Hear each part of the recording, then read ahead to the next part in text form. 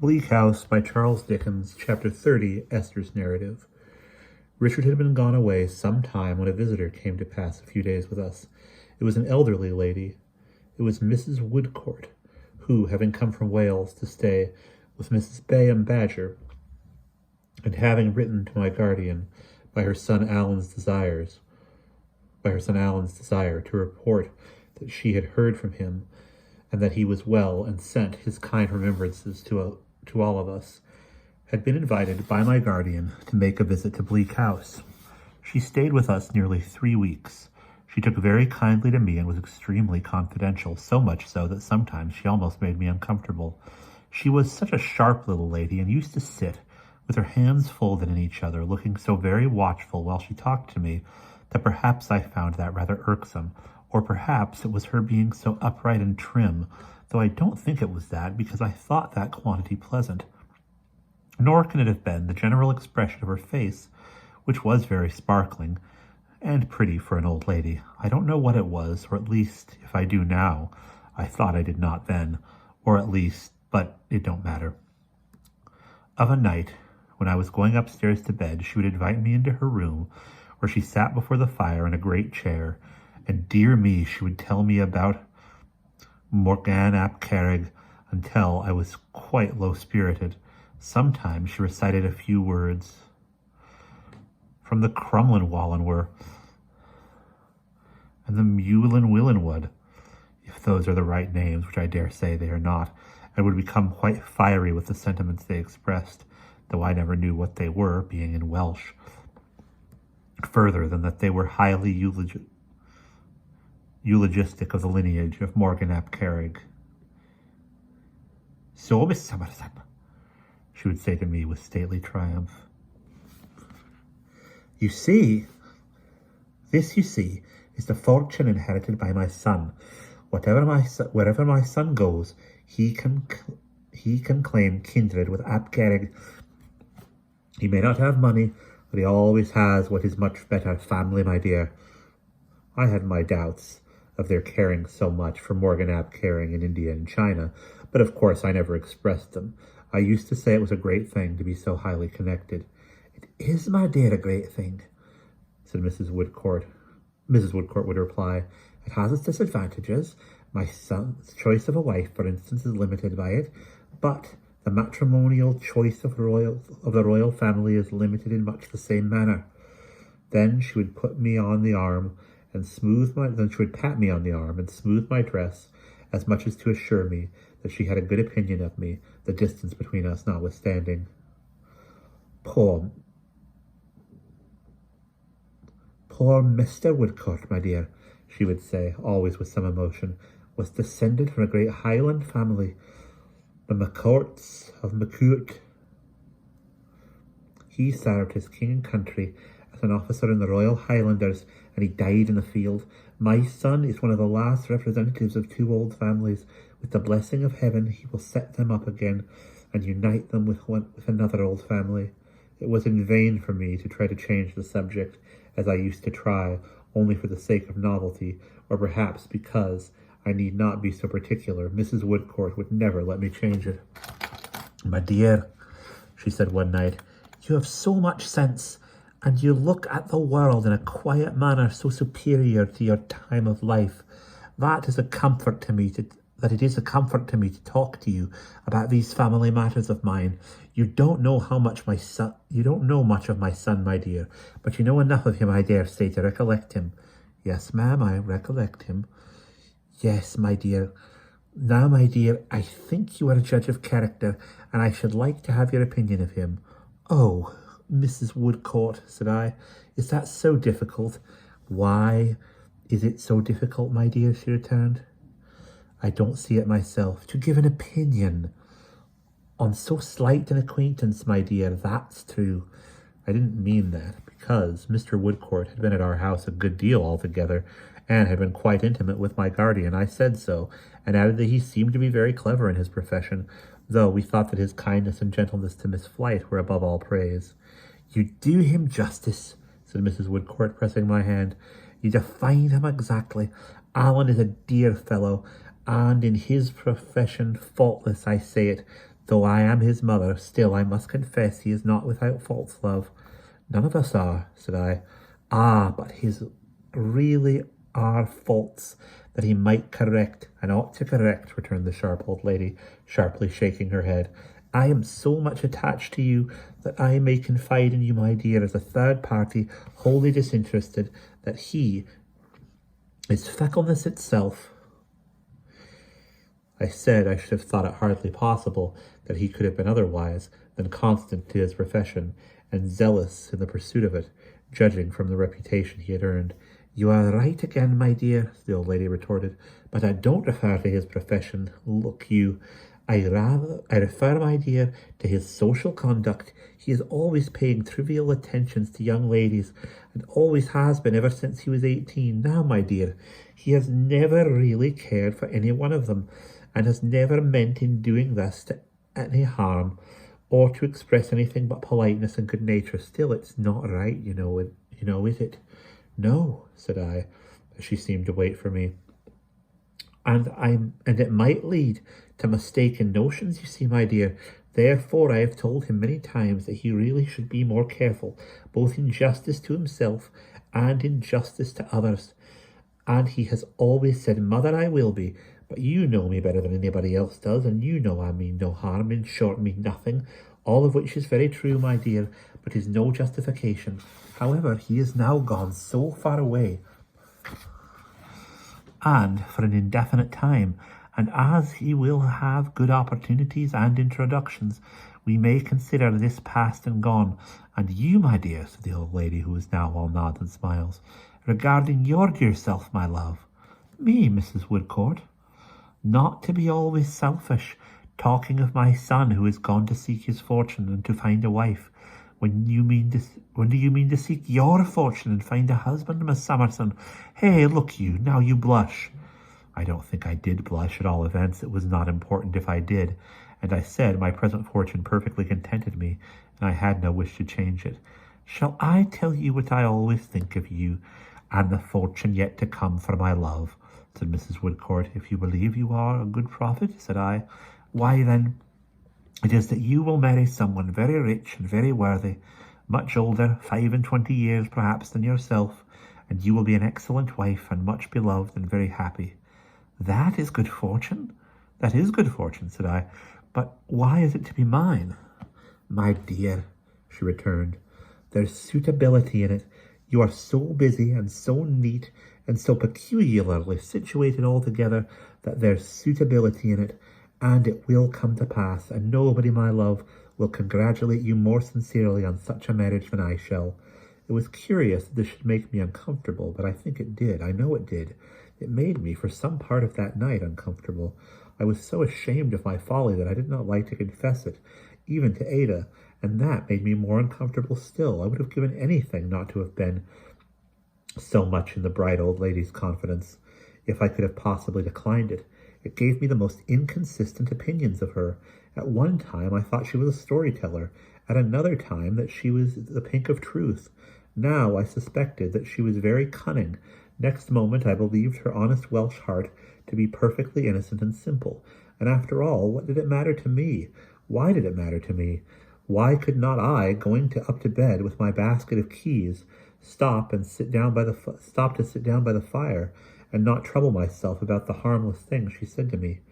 Impelled toward her, as I certainly was, for I was very anxious that she should like me, and was very glad indeed that she did, why should I harp afterwards with actual distress and pain on every word she said, and weigh it over and over again in 20 scales?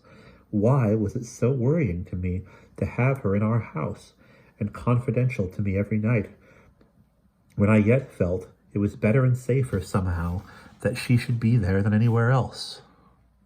There were perplexities and contradictions that I could not account for.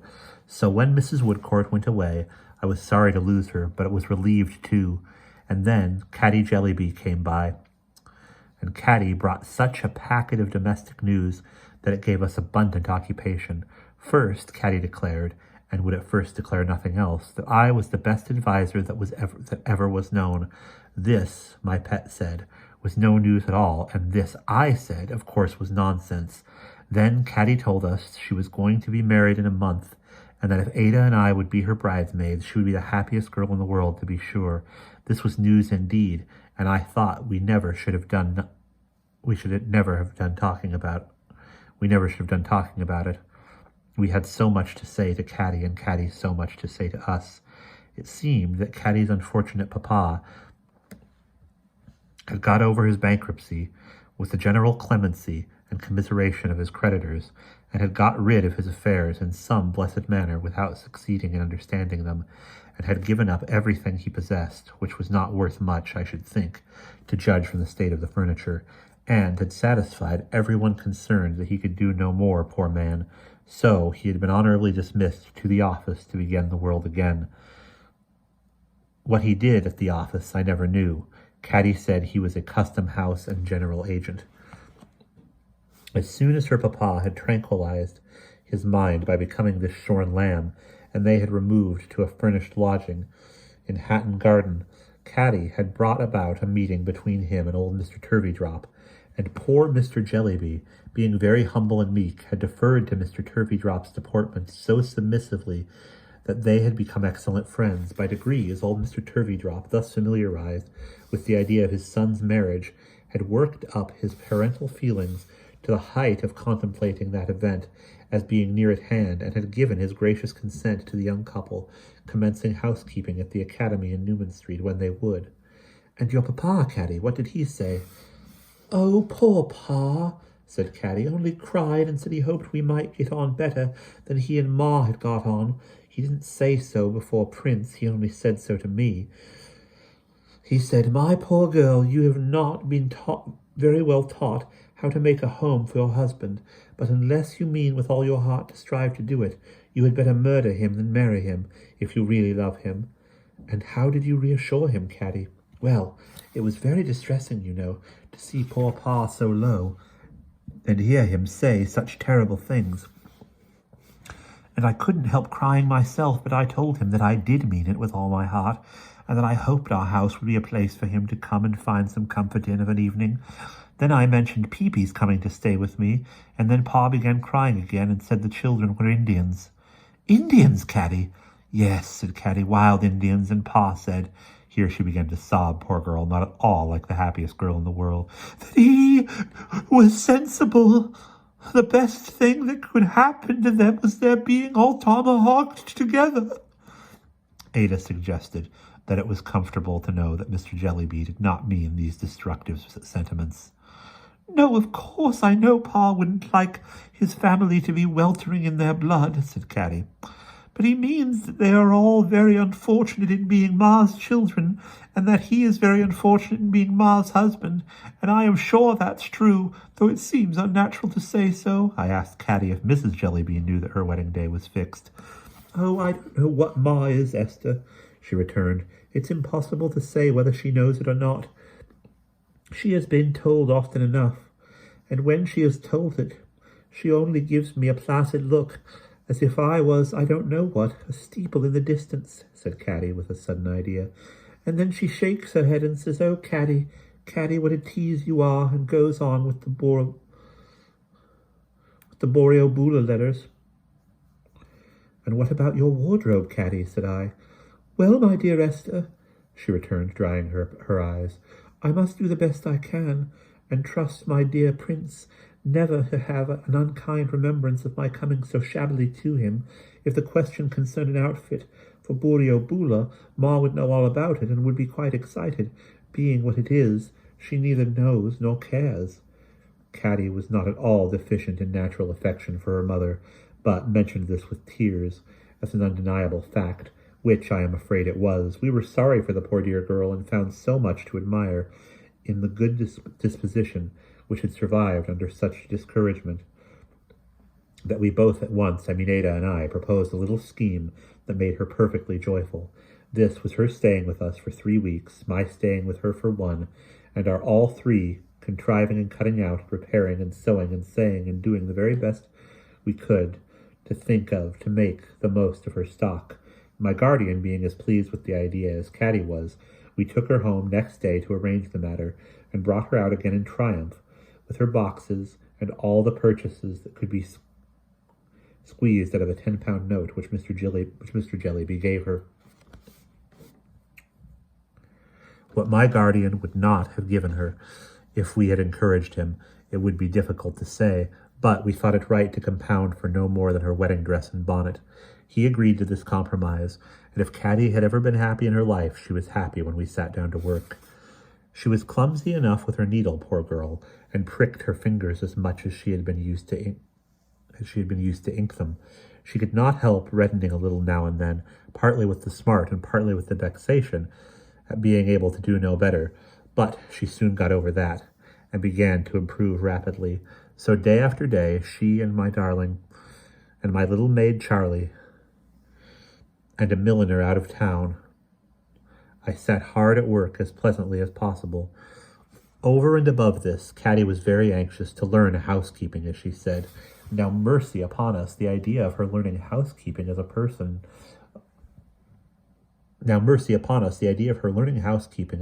of my vast experience was such a joke that I laughed and colored up when she proposed it. However, I said, Catty, I am sure you are very welcome to learn anything that you can learn of me, my dear. And I showed her all my books and methods and all my fidgety ways. You would have supposed that I was showing her some wonderful inventions by her study of them.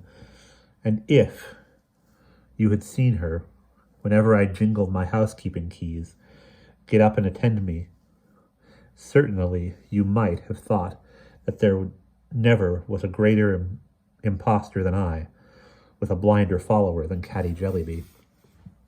So, with the working and housekeeping and lessons to Charlie, and backgammon in the evening with my guardian and duets with Ada, the 3 weeks slipped fast away. Then I went home with Catty to see what could be done there, and Ada and Charlie remained behind to take care of my guardian. When I say I went home with Catty, I mean to the furnished lodging in Hatton Gardens. We went to Newman Street 2 or 3 times, where preparations were in progress, a good many, I observed, for enhancing the comforts of old Mr. Turveydrop, and a few for putting the newly married couple away cheaply at the top of the house. But our great point was to make the furnished lodging decent for the wedding breakfast, and to imbue Mrs. Jellyby beforehand with some faint sense of the occasion. The latter was more the difficult thing of the two, because Mrs. Jellyby and an unwholesome boy occupied the front sitting room, and it was littered down with waste paper and Boreoboolean documents. Mrs. Jellyby sat there all day, drinking strong coffee, dictating, and holding Boreoboolean interviews by appointment. The unwholesome boy took his meals out of the house. When Mr. Jellyby came home, he usually groaned and went down to the kitchen. There he got something to eat, if the servant would give him anything, and then, feeling that he was in the way, went out and walked about Hatton Garden in the wet. The poor children scrambled up and tumbled down the house, as they had always been accustomed to do.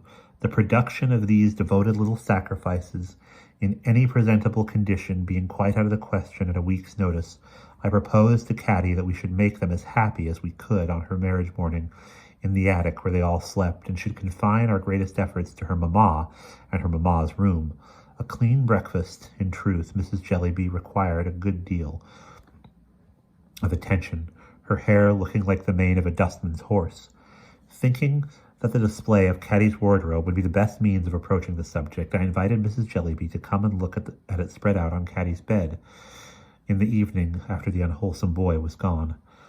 My dear Miss Summerson, said she, rising from her desk with her usual sweetness of temper, these are really ridiculous preparations, though your assisting them is proof of your kindness. There is something so unexpressibly absurd to me in the idea of Catty being married. Oh, Catty, you silly, silly, silly puss.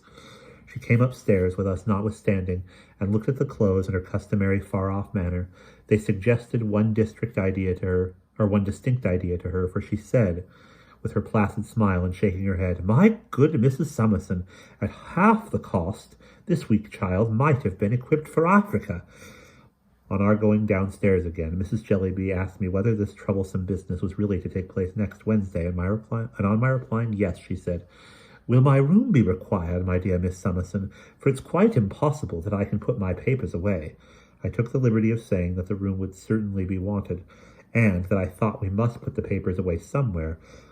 "Well, my dear Miss Summerson," said Miss Jellyby, "you know best, I dare say, but by obliging me to employ a boy, Catty has embarrassed me to that extent, overwhelmed as I am with public business, that I don't know which way to turn. We have a ramification meeting, too, on Wednesday afternoon, and the inconvenience is very serious." "It is not likely to occur again," said I, smiling. "Catty will be married but once, probably." "That's true," Mrs. Jellyby replied. "That's true, my dear. I suppose we must make the best of it." The next question was how Mrs. Jellyby should be dressed on the occasion. I thought it very curious to see her looking on serenely from her writing-table, while Catty and I discussed it, occasionally shaking her head at us with a half-reproachful smile. The state in which her dresses were, and the extraordinary confusion in which she kept them, added not a little to our difficulty, but at length we devised something not very unlike what a commonplace mother might wear on such an occasion. The abstracted manner in which Mrs. Jellyby would deliver herself up to having this attire tried on by the dressmaker, and the sweetness with which she would then observe to me how sorry she was that I had not turned my thoughts to Africa, were consistent with the rest of her behavior. The lodging was rather confined as to space, but I fancy that if Mrs. Jellyby's household had been the only lodgers in St. Paul's or St. Peter's, the sole advantage that would have found in the size of the building would have been its affording a great deal of room to be dirty in. I believe that nothing belonging to the family which it had been possible to break was unbroken at the time, that nothing which it had been possible to spoil in any way was unspoiled, and that no domestic object which was capable of collecting dirt from a dear child's knee to the door-plate was without as much dirt as could well accumulate upon it. Poor Mr. Jellyby, who very seldom spoke, and almost always sat when he was at home with his head against the wall, became interested when he saw Catty and I were attempting to establish some order among all this waste and ruin, and took off his coat to help. But such wonderful things came tumbling out of the closets when they were opened: bits of moldy pie, sour bottles, Mrs. Jellyby's caps, letters, tea, forks, odd boots and shoes for children, firewood, wafers, saucepan lids, damp sugar in odds and ends of paper bags, footstools, bread, Mrs. Jellyby's bonnets, books with butter sticking to the bindings, gutted candle ends, nutshells, heads and tails of shrimps, dinner mats, gloves, coffee grounds, umbrellas, that he looked frightened and left off again.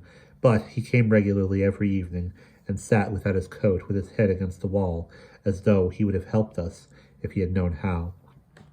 "Poor Pa," said Catty to me on the night before the great day, when we had got things a little to rights. "It seems unkind to leave him, Esther, but what could I do if I stayed? Since I first knew you, I have tidied and tidied over and over again, but it's useless. Ma and Africa together upset the whole house directly. We never have a servant who don't drink. Ma's ruinous to everything." Mr. Jellyby could not hear what she said, but he seemed very low indeed, and shed tears. I thought, my heart aches for him, that it does, sobbed Catty. "I can't help thinking tonight, Esther, how dearly I hope to be happy with Prince, and how dearly Pa hoped, I dare say, to be happy with Ma. What a disappointed life."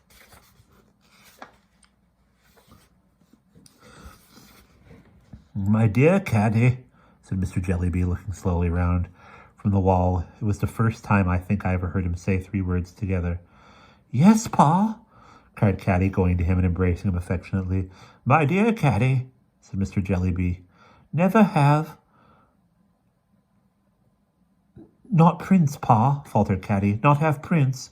"Yes, my dear," said Mr. Jellyby. "Have him, certainly, but never have—" I mentioned in my account of our visit in Thaves Inn that Richard described Mr. Jellyby as frequently opening his mouth after dinner without saying anything. It was a habit of his. He opened his mouth now a great many times and shook his head in a melancholy manner.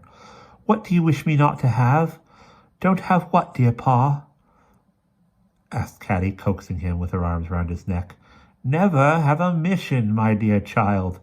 Mr. Jellyby groaned and laid his head against the wall again, and this was the only time I ever heard him make any approach to expressing his sentiments. on the Boreobulan question. I suppose he had been more talkative and lively once, but he seemed to have been completely exhausted long before I knew him. The thought of Mrs. Jellyby never would have left off serenely looking over her papers. I thought Mrs. Jellyby never would have left off serenely looking over her papers and drinking coffee that night.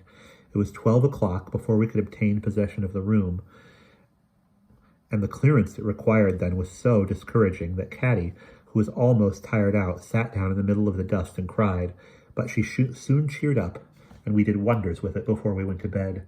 In the morning it looked, by the aid of a few flowers and a quantity of soap and water, and a little arrangement, quite gay.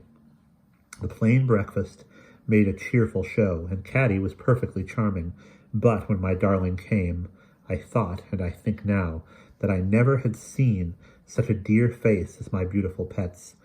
We made a little feast for the children upstairs. We put Peepy at the head of the table, and we showed them Catty in her bridal dress, and they clapped their hands and hurrahed, and Catty cried to think that she was going away from them, and hugged them over and over again, until we brought Prince up to fetch her away, when, I am sorry to say, Peepy bit him. Then there was old Mr. Turveydrop downstairs in a state of deportment not to be expressed, benightedly blessing Catty, and giving my guardian to understand that his son's happiness was his own personal work, and that he sacrificed personal consideration to ensure it. "My dear sir," said Mr. Turveydrop, "these young people who live with me, my house is large enough for their accommodation, and they shall not want the shelter of my roof. I could have wished, you will understand the allusion, Mr. Jarndyce, for you remember my illustrious patron, the Prince Regent. I could have wished that my son had married into a family where there was more deportment, but the will of heaven be done." The guests were few, but we, as one might expect, Mrs. Jellyby, all devoted to public objects only. A party having less in common with such an occasion could hardly have been got together by any ingenuity. Such a mean mission as the domestic mission was that very last thing to be endured among them. Mrs. Jellyby all the while sat smiling at the limited vision that could see anything but the Boreobulaga. But I am anticipating now the purport of our conversation on the ride home instead of first marrying Catty. We all went to church, and Mr. Jellyby gave her away.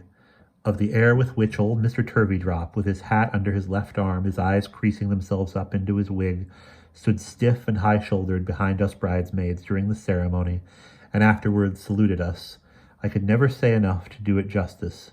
Mrs. Jellyby, with her calm smile and her bright eyes, looked the least concerned of all the company. We duly came back to breakfast, and Mrs. Jellyby sat at the head of the table and Mr. Jellyby at the foot. Catty had previously stolen upstairs to hug the children again and tell them that her name was Turveydrop, but this piece of information, instead of being an agreeable surprise to Peepy, threw him on his back in such transports of kicking grief that I could do nothing on being sent for but accede to the proposal that he should be admitted to the breakfast table. So he came down and sat in my lap, and Mrs. Jellyby, after saying in reference to the state of his pinafore, "Oh, you naughty Peepy, what a shocking little pig you are," was not at all discomposed. My guardian, with his sweet temper and his quick perception and his amiable face, made something agreeable even out of the ungenial company. None of them seemed able to talk about anything but his or her own subject, and none of them seemed able to talk about even that as part of a world in which there was anything else. But my guardian turned it all to the merry encouragement of Catty and the honor of the occasion, and brought us through the breakfast nobly.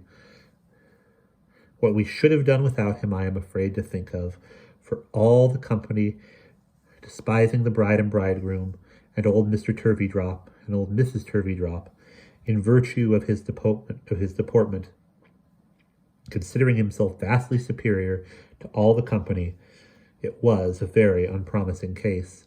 At last the time came when poor Catty was to go, and when all her property was packed in the hired coach and pair that was to take her and her husband to Gravesend, it affected us to see Catty clinging then to her deplorable home, hanging on her mother's neck with the greatest tenderness.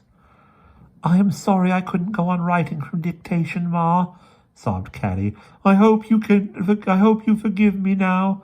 "Oh, Catty, Catty," said Mrs. Jellyby, "I have told you over and over again that I have engaged a boy, and there's an end of it." "Are you sure you are not in the least angry with me, Ma? Say you are sure before I go away, Ma." You foolish Catty," returned Mrs. Jellyby. "Do I look angry, or have I inclination to be angry, or time to be angry? How can you?" "Take a little care of Pa while I am gone, Mamma." Mrs. Jellyby positively laughed at the fancy. "You romantic child," she said, lightly patting Catty's back. "Go along. I am excellent friends with you. Now goodbye, Catty, and be very happy." Then Catty hung upon her father and nursed his cheek against hers, as if he were some poor dull child in pain. All this took place in the hall. Her father released her, took out his pocket-handkerchief, and sat down on the stairs with his head against the wall. I hope he found some consolation in walls. I almost think he did.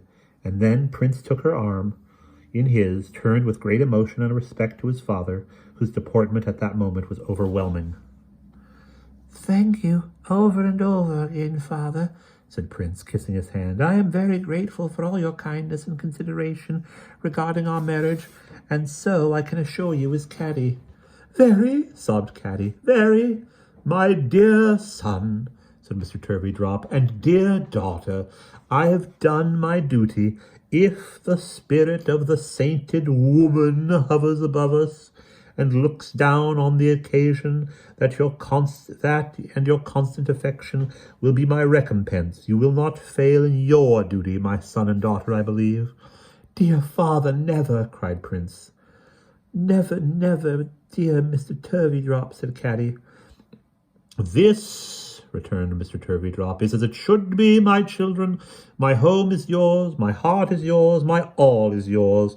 I will never leave you, nothing but death shall part us. My dear son, you contemplate an absence of the week, I think. You contemplate an absence of a week, I think." A week, dear father. We shall return home this day week." "My dear child," said Mr. Turveydrop, "let me, even under the present exceptional circumstances, recommend strict punctuality. It is highly important to keep the connection together, and schools, if at all neglected, are apt to take offence.